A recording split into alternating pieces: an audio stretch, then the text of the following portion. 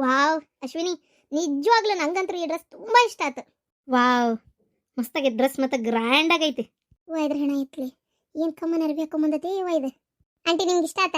ನನ್ನ ಸೊಸೆ ಇಷ್ಟು ಚಂದ ಕಾಣ್ತಾಳ ಅಂತ ನಾನು ಅನ್ಕೊಂಡಿದ್ದಿಲ್ಲ. ನಿಜವಾಗ್ಲೂ ನಿಜವಾಗ್ಲೂ ಸಪರ್ಣಿಕ ತುಂಬಾ ಚೆನ್ನಾಗೈತಿ ಡ್ರೆಸ್, ಭಾರಿ ಚಂದ ಕಾಣಕತ್ತೈತಿ, ಗ್ರ್ಯಾಂಡ್ ಲುಕ್ ಐತಿ. ಯಾವುದು ಜುವೆಲ್ಸ್ ಹಾಕೊಳ್ಳೋ ಅವಶ್ಯಕತೆನೇ ಇಲ್ಲ. ಕಿವಿ ಒಳಗೆ ಸಿಂಪಲ್ ಆಗಿರೋ ಒಂದು ಇಯರಿಂಗ್ಸ್ ನಾನೇ ತರಿಸ್ಕೊಡ್ಲಾ ಈ ಡ್ರೆಸ್ಸಿಗೆ ಮ್ಯಾಚ್ ಆಗಂತದ್ದ? ಸೊ ಇವತ್ತೇ ಆಗಲ್ಲ, ನಾನು ಇವತ್ತು ತರಿಸಿಡ್ತೀನಿ, ನಾಳೆ ಬಂದು ಕಲೆಕ್ಟ್ ಮಾಡ್ಕೊಳಕ್ಕಾಗತ್ತೆ? ಓ ಓಕೆ ನಾಳೆ ಬೇಕಾದ್ರೆ ಬರ್ತೀನಿ, ಇಲ್ಲ ನನ್ನ ಹಸ್ಬೆಂಡಿಗೆ ಹೇಳ್ತೀನಿ, ಹಿಂಗೆ ಹೋಗ್ತಾ ಅವ್ರು ಹೆಂಗಿದ್ರು ಈ ರೋಡಲ್ಲಿ ಜಾಸ್ತಿ ಅಡ್ಡಾಡ್ತಾರೆ, ಅವ್ರಿಗೆ ಇಲ್ಲಿ ಹೋಗೋ ಹೊತ್ನಾಗ ನಿಮ್ಮ ಅಂಗಡಿಗೆ ಶಾಪಿಗೆ ಬಂದು ಕಲೆಕ್ಟ್ ಮಾಡ್ಕೊಂಡು ತೊಗೊಂಬರ್ರಿ ಅಂತ ಹೇಳ್ತೀನಿ. ನೀನು ಬೆಸ್ಟ್ ಸೆಲೆಕ್ಟ್ ಮಾಡ್ತೀನಿ ಅಂತ ನಂಗಂತೂ ಗೊತ್ತಾಗೈತವಾ. ಡ್ರೆಸ್ ಅಂತೂ ನಂಗೆ ಭಾರಿ ಇಷ್ಟ ಆಯ್ತು. ಹೆಂಗಿದ್ರು ನಮ್ಮ ಅವ್ರದ್ದು ಎಂಗೇಜ್ಮೆಂಟಿಗೆ ಅಂದರೆ ನಮ್ಮ ಅತ್ತೆ ಮಗಂದು ಎಂಗೇಜ್ಮೆಂಟ್ ಇರೋದು. ಆ ಎಂಗೇಜ್ಮೆಂಟಿಗೆ ಈ ಡ್ರೆಸ್ ಹಾಕೊಂಡ್ರೆ ಎಷ್ಟು ಚೆನ್ನಾಗಿ ಕಾಣಿಸ್ಬೋದಲ್ಲ. ನೀವು ಈ ಡ್ರೆಸ್ ಹಾಕೊಂಡಿರಲ್ಲ, ಒಬ್ಬರಲ್ದ ಇಬ್ರು ಎಷ್ಟು ಜನ ಕೇಳ್ತಾರೋ ಗೊತ್ತಿಲ್ಲ, ಆದ್ರೆ ಖಂಡಿತ ಡೆಫಿನೆಟ್ಲಿ ಕೇಳ್ತಾರೆ ಎಲ್ಲಿ ಸ್ಟಿಚ್ ಮಾಡಿಸಿ, ಏನಿದು ಡ್ರೆಸ್ ಅಂತ. ಒಂಥರ ಪ್ರಮೋಷನ್ನೇ. ದಯವಿಟ್ಟು ಪ್ಲೀಸ್ ನಮ್ಮ ಅಂಗಡಿ ಅಡ್ರೆಸ್ ಕೊಡ್ರಿ. ಅಶ್ವಿನಿ, ಟ್ರಸ್ಟ್ ಮೀ, ನಿಜ ಹೇಳ್ತೀನಿ, ನನ್ನ ಫ್ರೆಂಡ್ಸಿಗೆ ಎಲ್ರಿಗೂ ರೆಕಮೆಂಡ್ ಮಾಡ್ತೀನಿ. ಈ ಥರ ಒಂದು ಶಾಪ್ ಐತಿ, ಹಿಂಗೈತಿ, ನಾನು ಈ ಥರ ಲುಕ್ ಐತಿ, ನಿಜವಾಗ್ಲೂ ಚೆನ್ನಾಗಿ ಕಾಣಿಸ್ತೈತಿ, ನೀವು ಹೋಗಿ ಖಂಡಿತ ಅಲ್ಲಿ ವಿಸಿಟ್ ಮಾಡಿರಿ ಪ್ಲೀಸ್, ತೊಗೋರಿ ಅಂತ ನಾನು ಖಂಡಿತ ಹೇಳ್ತೀನಿ. ನಂಗೆ ಗೊತ್ತಿರೋರು ಎಲ್ಲರಿಗೂ ಹೇಳ್ತೀನಿ, ಏನು ತಲೆ ಕೆಡಿಸ್ಕೊಡ. ನಿಜವಾಗ್ಲೂ ನನಗೆ ಡ್ರೆಸ್ ತುಂಬ ಇಷ್ಟ ಆಯ್ತು. ಜುವೆಲ್ಸ್ ನನಗೆ ಈ ಕಾಲರ್ ಒಳಗೆ ಚೆಂದ ಕಾಣಿಸಲ್ಲ, ನಾನೊಂದು ಸಿಂಪಲ್ ಚೈನಾ ಏನಾರು ಹಾಕೋಬೇಕೇನೋ ಅಂತ ಅಂದ್ಕೊಂಡೆ ಫಸ್ಟ್, ಬಟ್ ಇವಾಗ ಕನ್ನಡಿ ಒಳಗೆ ನೋಡ್ಕೊಂಡಲ್ಲ, ನಿಜವಾಗ್ಲೂ ಚೆನ್ನಾಗಿ ಕಾಣಿಸ್ತೈತೆ. ಅದು ಎಷ್ಟು ಗ್ರ್ಯಾಂಡ್ ಐತಿದ್ದು, ಕೆಳಗಿಂದ ಲೆಹಂಗಾ ಅಲ್ಲ, ಇದೆಲ್ಲ ನೀನೇನಾ ಪೂರ್ತಿ ಸ್ಟಿಚ್ ಮಾಡಿದ್ದು? ಅಂದರೆ ಈ ಕಲರಿಗೆ ಈ ಥರ ಜುವೆಲ್ಸ್ ಹಾಕಿಸಿ ಅಲ್ಲೇ ಶರ್ಟ್ ಒಳಗೆ ಡಿಸೈನ್ ಮಾಡಿ, ಜೊತೆಗೆ ಈ ಲೆಹಂಗಾ ಇದಕ್ಕೆ ಸೂಟ್ ಆಕೈತಿ ಅಂತ ಥಿಂಕ್ ಮಾಡಿ ನಾನೆಲ್ಲ ಫ್ಯಾಬ್ರಿಕ್ನ ಕಟ್ ಮಾಡಿ ಕ್ಲೀನಾಗಿ ನೀಟ್ ಮಾಡಿ ಕೊಡ್ತೀನಿ. ಹೊಲಿಯೋರದಾರಲ್ಲ ಅವ್ರು ಹೊಲಿತಾರೆ ಅಲ್ಲ, ಆದರೂ ಇದಕ್ಕೆ ಮ್ಯಾಚಿಂಗ್ ಕರೆಕ್ಟಾಗಿ ಹುಡುಕ್ತಿಯಲ್ಲ, ಅದು ಗ್ರೇಟ್. ನಿಜವಾಗ್ಲೂ ಇದೊಂಥರ ಫ್ರಿಲ್ಲಾಗಿ ಚೆನ್ನಾಗೈತಿ. ಇದನ್ನ ನಾನು ಪರ್ಚೇಸೇ ಮಾಡ್ತೀನಿ, ಬಾಡಿಗೆ ಬೇಡ, ನಂಗೆ ಪರ್ಚೇಸಿಂಗೇ ಕೊಟ್ಬಿಡ, ನಂಗೆ ಮತ್ತೆ ಯಾವುದಾದ್ರು ಫಂಕ್ಷನ್ ಇದ್ದಾಗ ಹಾಕೊತೀನಿ. ಸರಿ. ಈಗೆಲ್ಲ ಏನು ಮಾಡ್ತಾರೆ ಅಂದರೆ ಬಹಳಷ್ಟು ಜನ ಒಂದು ಫಂಕ್ಷನಿಗೆ ಹಾಕ್ಕೊಂಡಿದ್ದ ಡ್ರೆಸ್ನ ಇನ್ನೊಂದು ಫಂಕ್ಷನಿಗೆ ಹಾಕ್ಕೊಳ್ಳೋದೇ ಇಲ್ಲ. ಸೊ ಹಾಗಾಗಿ ಬಾಡಿಗೆ ತೊಗೊಳ್ಳೋದೇ ಜಾಸ್ತಿ. ಸೊ ನೀವು ಪರ್ಚೇಸಿಂಗೆ ಮಾಡ್ತೀನಿ ಅಂದರೆ ನನಗೆ ಲಾಭ, ತಗೊಳ್ರಿ, ಒಳ್ಳೇದು. ಇದರೊಳಗೆ ಕಲರ್ಸ್ ನಾನಿನ್ನೂ ಸೆಲೆಕ್ಟ್ ಮಾಡಿಲ್ಲ. ರೆಡ್ಗೆ ಮತ್ತು ಅಷ್ಟರೊಳಗೆ ವೈಟ್ ಮ್ಯಾಚ್ ಆಗುತ್ತೆ.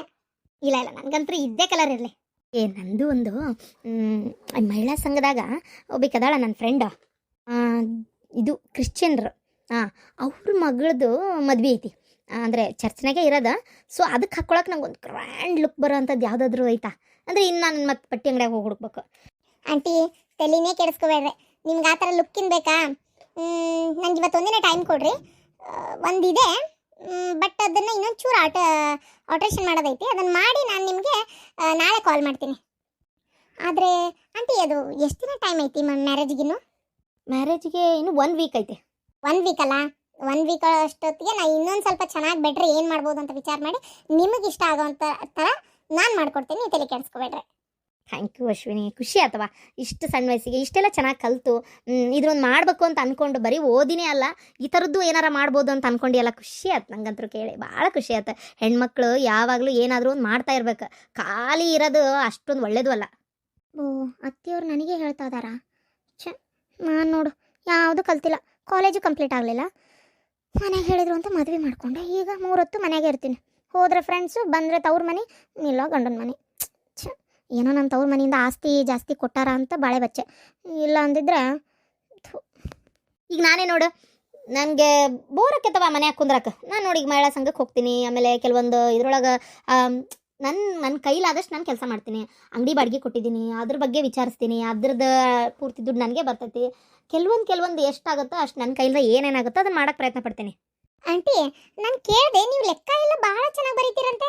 ಒಂದ್ಸಲ ಯಾವಾಗೂ ತರುಣ್ ಅವ್ರು ಅಂದಿದ್ರು, ಪ್ರತಿಯೊಂದು ಲೆಕ್ಕ ಇರ್ಬೇಕು ನನಗೆ, ಡಿಸಿಪ್ಲಿನ್ ಆಗಿರ್ಬೇಕು, ಆಮೇಲೆ ಆದಷ್ಟು ಫ್ಯಾಷನ್ ಆಗಿರ್ಬೇಕು. ನಂಗೆ ನಿಜವಾಗ್ಲೂ ಭಾಳ ಇಷ್ಟ.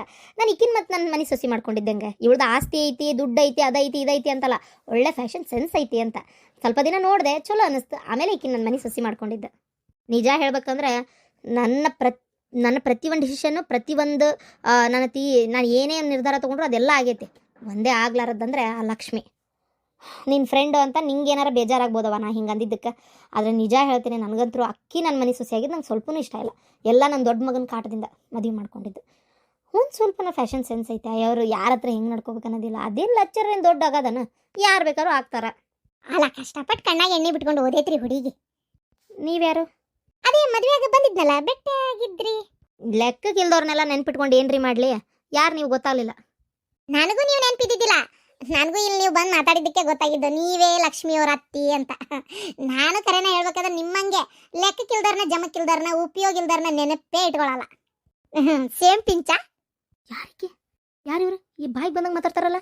ಅದು ಅಶ್ವಿನಿ, ಸಾರಿ ಲಕ್ಷ್ಮಿ ಇದ್ದಾಳಲ್ಲ, ಲಕ್ಷ್ಮಿ ಅವ್ರ ತಾಯಿ ಫ್ರೆಂಡ್. ಸ್ವಲ್ಪ ಕೆಲಸದ ಅವಶ್ಯಕತೆ ಇತ್ತು, ಸೊ ನಾನು ಇಲ್ಲೇ ನಮ್ಮ ಅಂಗಡಿ ಒಳಗೆ ಮಾಡ್ರಿ ಅಂತ ಹೇಳಿ ಇಲ್ಲೇ ಇಟ್ಕೊಂಡಿನಿ.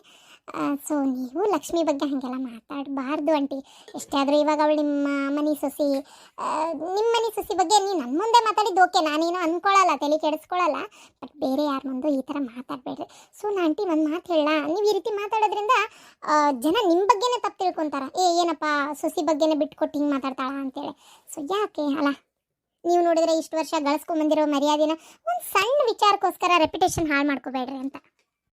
ಹೋಗ್ಲಿ ಬಿಡಮ್ಮ, ಮಾತಾಡಿದ್ರೆ ಹೋಗ್ಲಿ ಬಿಡ.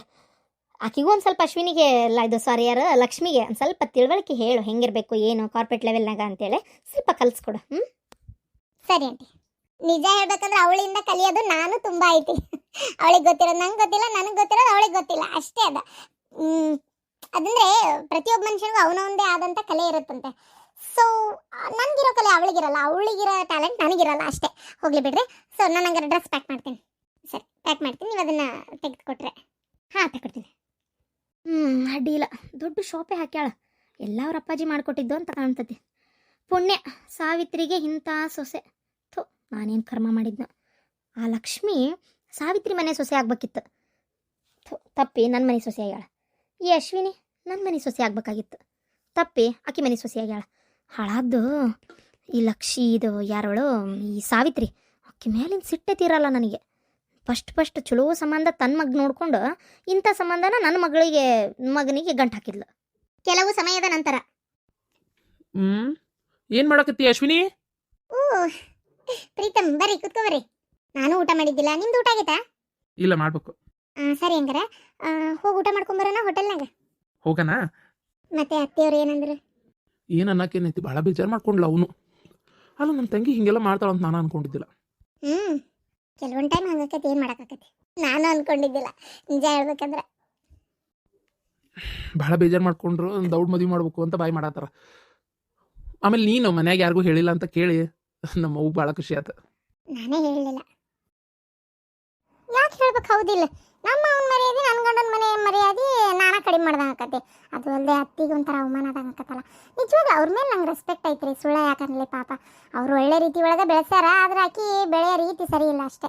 ಒಂದು ಮಾತು ಹೇಳಲ್ಲ, ನಾನು 20 ಸಲ ಫೋನ್ ಮಾಡಿ ಎಲ್ಲದಿ, ಏನು ಮಾಡತ್ತಿ, ಉಂಡೆ ತಿಂದೆ ಅದೆಯಾ, ಯಾರ್ಯಾರು ಅದಾರ ಹಿಂಗೆ ಕೇಳಿದ್ರೇ ಮಕ್ಳು ದಾರಿಯಾಗಿರ್ತಾರ ಅಂತ ಏನೂ ಇಲ್ಲ ರೀ. ಅವ್ರಿಗಿರ್ಬೇಕು, ನಾನು ನ್ಯಾಯವಾದ ದಾರಿ ಒಳಗಿರ್ಬೇಕು, ನಾ ಕರೆಕ್ಟಾಗಿರ್ಬೇಕು ಅಂತ ಅವ್ರಿಗಿರ್ಬೇಕು. ನಿಮ್ಗೊಂದು ಮಾತು ಗೊತ್ತಾ, ನನ್ನ ತಾಯಿ ಯಾವತ್ತೂ ಯಾವುದಕ್ಕೂ ರಿಸ್ಟ್ರಿಕ್ಷನ್ ಹಾಕಿಲ್ಲ. ನಾನು ಈ ಥರ ತಪ್ಪು ಮಾಡೂ ಇಲ್ಲ. ಏನೋ ಒಟ್ಟ ಹೋಗ್ಲಿ ಬಿಡ. ಬಾ, ಊಟ ಮಾಡ್ಕೊಂಬರೋಣ. ನೋಡ್ರಿ, ಒಂದು ಒಳ್ಳೆ ಸಂಬಂಧ ಐತಿ. ಏನ ಹುಡುಗ ಇದು ಅದಾನ, ಇಂಜಿನಿಯರ್ ಅದಾನ ಬೇಕಂತಂಗೆ. ಫ್ಯಾಮ್ಲಿಂದನೂ ಅಡ್ಡಿ ಇಲ್ಲ, ಚಲೋ ಅದಾರ, ಮಸ್ತ್ ಐತಿ ಸಂಬಂಧ ಮಾತ್ರ. ಹ್ಞೂ ಅನ್ನೋದಾದ್ರೆ ನಾಳೆ ನೋಡಕ್ಕೆ ಬರಕ್ಕೆ ಹೇಳೋಣ ಅಂತ ಮಾಡೀನಿ. ಮತ್ತೇನು ಕರ್ಸೇ ಬಿಡ್ರಿ ನಾಳೆ. ಯಾವುದಕ್ಕೂ ನಿನ್ನ ಮಗಳನ್ನ ಒಂದು ಮಾತು ಕೇಳು. ಸುಮ್ಮನೆ ನಾವು ಹೇಳೋದಲ್ಲ, ನಾಳೆ ರೆಡಿಯಾಗಿ ನಿಂದಿರ್ಬೇಕು. ಅದಕ್ಕೆ ಹಾಕಿ ಮತ್ತೆ ಏನಾರು ಒಂದು ಒಟ ಅಂದಿದ್ದಾಳು. ಏನು ಮಾಡತ್ತಾಳ? ಅಡುಗೆ ಮಾಡಕ್ಕೆ ಹೇಳೇನೆ. ಅಡ್ಗಿನ ಮಾಡ್ತಾಳ? ಮಾಡ್ಬೇಕು ರೀ, ಮಾಡ್ತಾಳ. ಅಲ್ಲ, ಆಕೆ ಹಂಗ ಬಿಟ್ರೆ ಹಂಗ ಅರ್ಗಾಡ್ಕೊಂತಾನೆ ಇರ್ತಾಳ. ಮಾಡಕ್ಕೆ ಹಚ್ಚೇನಿ ಇವತ್ತು, ನೋಡೋಣ ಅಂತೇಳಿ. ಅಷ್ಟಕ್ಕೂ ಆಕಿಗೆ ಅಡಿಗೆ ಅನ್ನಗ ನಾನೇನು ಅನ್ನ ಸಾರು ಮಾಡಂದಿಲ್ಲ, ಬರೇ ಒಂದು ಚಿತ್ರಾನ್ನ ಮಾಡಂತ ಹೇಳೇನು ಚಲೋತ್ತಂಗ. ನೋಡೋಣ ಒಗ್ಗರಣೆಯನ್ನು ಹೆಂಗೆ ಮಾಡ್ತಾಳ ಅಂತೇಳಿ. ಅದೇನು ಬಿಡು, ಫೋನೇ ನೋಡ್ಕೊಂಡು ಮಾಡ್ತಾಳ. ನಂದಿನಿ, ಮೊದಲು ಇಟ್ಟಿದ್ದ ಹೆಸರು ನಂದಿನಿ ಅಂತ, ಅದು ನಾನು ಮರ್ತು ಪೂರ್ಣಿಮಾ ಅಂತ ಕರೆದಿದ್ದೆ. ಸೊ ಮತ್ತೆ ಕರೆಕ್ಟ್ ಮಾಡಿದ್ದೀನಿ, ನಂದಿನಿ ಅಂತ. ಏನೇನವ ಮಾಡಿದೆ ಅನ್ನ? ಮಾಡತ್ತೀನಿ. ಮಾಡಿ ಬಡ ಮಾಡು.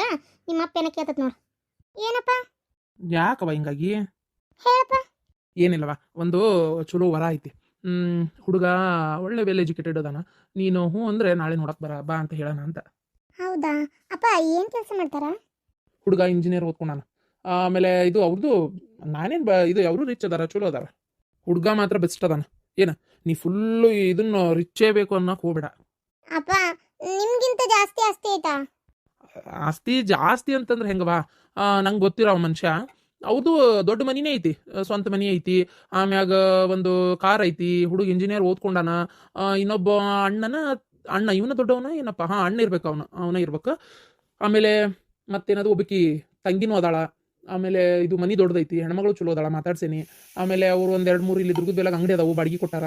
ಆಮೇಲೆ ಮತ್ತೆ ಏನಂದ್ರೆ ಹುಡುಗಂದು ಸ್ಯಾಲ್ರಿ ಚಲೋ ಐತಿ. ಇಷ್ಟೇ ಅಪ್ಪ. ನನ್ಗೆ ಒಬ್ನೇ ಮಗ ಇರ್ಬೇಕು, ಹಿಂದೆ ಮುಂದೆ ಯಾರು ಇರಬಾರ್ದು. ಏನ ಒಬ್ನೇ ಇರ್ಬೇಕಾ? ಅಲ್ಲ ಮತ್ ನಿಮ್ಮ ಅಣ್ಣನ ಬೆನ್ ಹಿಂದೆ ಹುಟ್ಟಿಲ್ಲನ? ನಾನೇನ್ ಮಾಡ್ಲಿ, ನಂಗೆ ಅದು ಗೊತ್ತಿಲ್ಲ. ಅಕ್ಕ ತಂಗಿ ಯಾರು ಇರಬಾರ್ದು ಹುಡುಗ, ಅಷ್ಟೇ ನಾ ಈಗ ಹೇಳೋದು. ಅಕ್ಕ ತಂಗಿ ಯಾರಿದ್ರು ನಾನು ಮದುವೆ ಮಾಡ್ಕೊಳಲ್ಲ. ಅವ್ರಿದ್ರೆ ನಿನಗೇನವ ಪ್ರಾಬ್ಲಮ್? ಹಂಗಲ್ಲಪ್ಪ, ಅದು ಪ್ರಾಬ್ಲಮ್ ಅಂತಂದ್ರೆ ನಂಗೆ ಇಷ್ಟ ಆಗಲ್ಲ. ಈ ಅಕ್ಕ ತಂಗಿಯರಿದ್ರೆ ಬಾರಿ ಕಿರಿಕಿರಿ, ಬರೋದು ಹೋಗೋದು ಕರಿಯೋದು ಕಳ್ಸೋದು ಅವ್ರಿಗೆಲ್ಲ ಮಾಡೋದು, ಇದು ನನ್ಗಾಗಲ್ಲ. ಅಯ್ಯೋ ಅಯ್ಯೋ ಅಯ್ಯೋ ಅಯ್ಯೋ, ನಿನಗೇನು ಬಂತ ನಿನಗ? ನನ್ನ ಕೈಯಾಗ ಬೆಳೆದು ಹೀ ನಮ್ನಿ ಮಾತಾಡಕತ್ತೀಯಲ್ಲ ನೀನು. ಅಲ್ಲ ಹಂಗಾರೆ ನಾನು ನಿನ್ನಂಗ ಅಶ್ವಿನಿನೂ ಮಾತಾಡ್ಬಿಟ್ರೆ ನೀನು ಯಾವ ಮೂಲೆಯಾಗಿರ್ತಿ ಮತ್ತೆ? ಅಲ್ಲ ಹೆಂಗ ನಿನ್ ಮಾತಾಡಕತ್ತಿ? ನೀ ಎಲ್ಲದಕ್ಕೂ ಅಶ್ವಿನಿ ಜೆಂಟ್ ಮಾಡಬೇಡ ಅಪ್ಪ. ಈಗ ನನ್ನ ಮೆಂಟಾಲಿಟಿ ಇರೋದು ಹಿಂಗ, ಅದಕ್ಕೆ ನಾ ಹೇಳ್ತಾ ಇರೋದು ಒಬ್ಬನೇ ಮಗ ಇರೋನೇ ಬೇಕು ಅಂತೇಳಿ.